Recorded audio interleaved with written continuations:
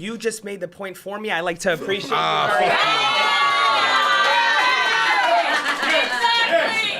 My next claim is fans pop louder for the entrances and the catchphrases than the actual in-ring work. I'll cash in the contract, guys. Yeah. I will argue the fact that, yes, do fans pop for entrance music? Yeah. Okay. Do they pop for entrance music more often than they pop for the actual in-ring performances? Yes. Yes. Are there some entrances like perhaps Judas by Fozzy and Chris Jericho where they sang him to the ring when he didn't actually play his music? Ooh, yeah. Okay. But if we popped for every single in-ring performance ever, it wouldn't be special. We wouldn't have the John Cena's versus the CM Punks at Money in the Bank in that atmosphere at the Allstate Arena in Chicago, Illinois. We wouldn't have, arguably, the entire card at All In Dallas, Texas a few weeks ago at Globe Life Field. Okay. I would argue the fact that even New Japan Pro Wrestling and the way they are disciplined and just clap for even the most basic submission holds, that's what makes it special. And if we popped for every single moment that there is, whether it's WWE, New Japan, AEW, TNA, the list goes on and on and on. Okay. It wouldn't be as special. It's just like anything else in life. The greatest moments in life are earned. And the wrestlers have to earn the biggest pops in their matches. Okay. So I'm gonna piss you off. I'm gonna piss y'all off rip. Do anyone pop when the Chinese Basketball Association has a triple double? No, because no one cares. The only thing that really matters, one, is the WWE, and that's the one that's realistic. Like, don't get me wrong, AEW's cool. But that's the minors. That's the minor leagues, bro. If you look at it, like how I look at it, it's the minor leagues. And my supporting example, so that's cool. All right, fine. If you like, just really into wrestling, that's cool. But the mainstream, the thing that really matters, unfortunately, sorry to break it to you, is WWE. And my prime example behind that is Jey Uso. Yeet. Because my man, I'm not gonna lie, my man made it from mid card to main card. From his entrance, it ain't from the in-ring work, and this is no disrespect. I'm a fan of what you do as a whole, but when we break it down and really start, breaking it down and looking at the small little hairs, hey, bro, your in-ring work, all you're really known for is super kicks and splashes. What else? If everything else has to do with the entrance and the swag, nothing else. That's why it's called sports entertainment, my friend. Some people, there are the Bryan Danielsons, there are the AJ Styles of the world that give us 5-star classics night in and night out. That is a heel take. That is a heel take. Trash. Then there are the Jey Usos that are there to entertain us. Yeet. 4 letters. One word. Yeet. I will say that fans are the pick of the litter.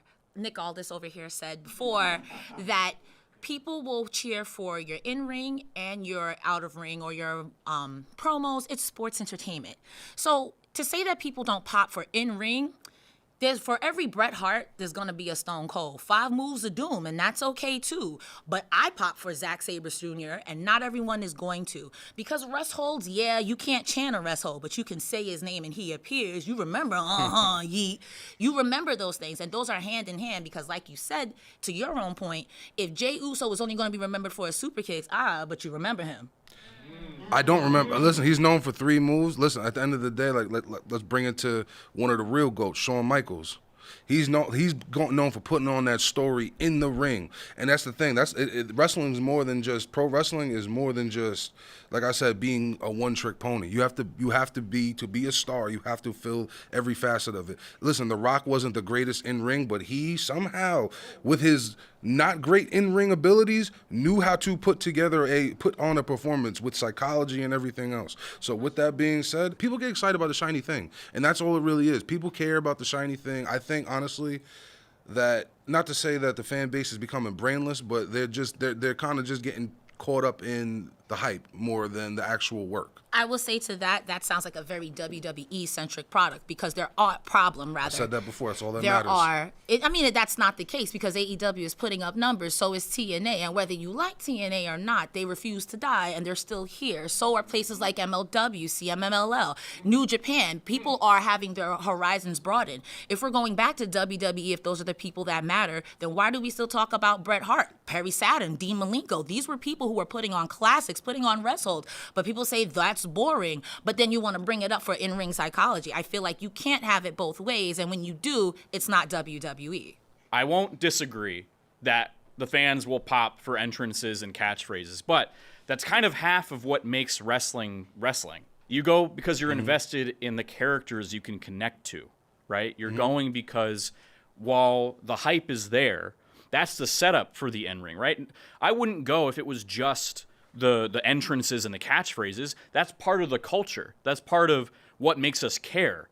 I care way more about the quality of an in-ring match than if a guy can say one word really well and the entire audience will cheer it. You know? So when it comes to the audience cheers louder for those things, it's because they're excited to see what they do in the ring. And then if they can warrant that response from the in-ring work, then we got some superstars. We got some megastars.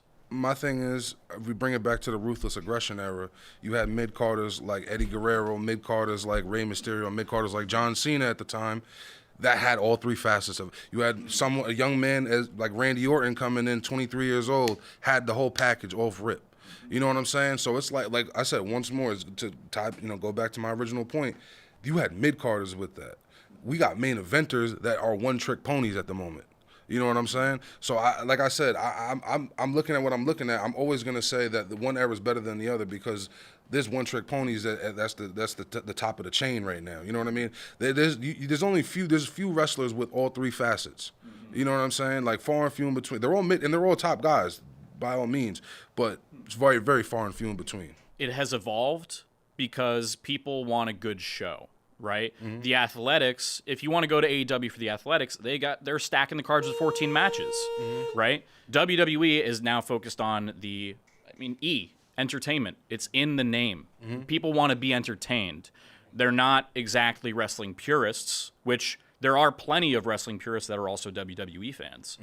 But it has become more about the energy surrounding the crowd and the people that make the wrestling happen than the wrestling itself. Cashing in my money in the bank! Ladies and gentlemen, John Cena is cashing in his money in the bank contract. The time is now! Stan's going for number 18! Is he gonna do it? 2, 3! This is awesome! This is awesome! This is awesome! This is awesome! My next claim is wrestling was better when it was messy.